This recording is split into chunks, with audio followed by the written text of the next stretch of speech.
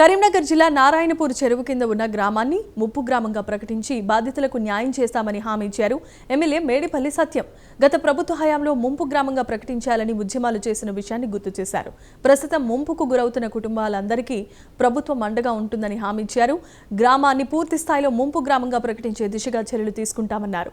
గ్రామస్తులు ఎలాంటి ఆందోళన చెందాల్సిన అవసరమే లేదని భరోసా ఇచ్చారు ఎమ్మెల్యే.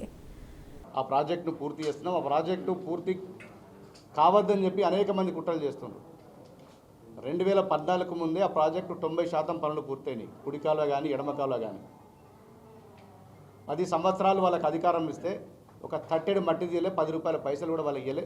ఇది ఎక్కడికైనా నేను చర్చకు సిద్ధం. మీకు కూడా తెలుసు 10 సంవత్సరాల నుంచి నారాయణపూర్లో ప్రజలు ఎంత ఇబ్బంది పడుతున్నారో.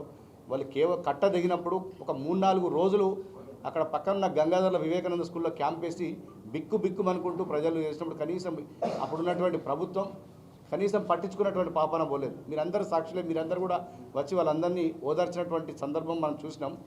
ఇలా వాళ్ళే మళ్ళీ కొంతమందిని రెచ్చగొట్టి, ఊరందరినీ కాదు కానీ కొంతమందిని రెచ్చగొట్టి ఈ ప్రాజెక్టు పూర్తయితే కాంగ్రెస్కి ఎక్కడ పేరు వస్తుందో, ఎమ్మెల్యే గారికి ఎక్కడ పేరు వస్తుందని చెప్పి ఒక దుర్బుద్ధితోటి వాళ్ళు కుట్రలు చేస్తున్నారు. కావాలని చెప్పి లేనిపోని విధంగా ధర్నాలు కానీ అట్లాంటి వాటి చేస్తున్నారు. మేము ఖచ్చితంగా చెప్తున్నాం, ఇప్పుడు ఎన్ని ఇండ్లు తీసుకుంటామో అన్ని ఇండ్లు తీసుకుంటాం.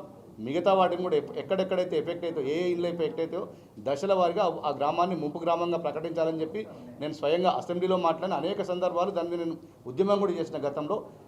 నాకు ఎప్పుడు అవకాశం వచ్చినా అసెంబ్లీలో అనేక సందర్భాల్లో నేను ప్రస్తావించాను. అదేవిధంగా ముఖ్యమంత్రి గారికి వేడుకున్నాను, ఉత్తమ్ కుమార్ రెడ్డి గారికి వేడుకున్నాను.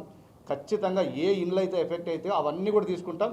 నిజంగా ఊరంతా ఎఫెక్ట్ అయితే, మన ప్రాజెక్టు పూర్తయితే ఎన్ని ఇండ్లు ఎఫెక్ట్ అయితే అవన్నీ కూడా తీసుకునే కార్యక్రమం చేస్తాం. నేను గతంలో చెప్పిన దశల వారీగా ముంపు గ్రామంగా ప్రకటించే కార్యక్రమం చేస్తామని చెప్పి దానికి కట్టుబడి ఉంటాం. ఆ 40 కుటుంబాలు సెలెక్ట్ చేసింది మేము కాదండి.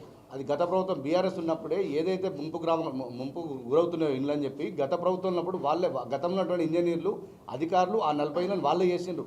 మేడిపల్లి సత్యం చేయలేదు, మేడిపల్లి సత్యం చెందినటువంటి ఇంజనీర్లు చేయలేదు. ఎందుకంటే దానికి సంబంధించినటువంటి డాక్యుమెంట్స్ అన్నీ వాళ్ళ దగ్గర ఉన్నాయి.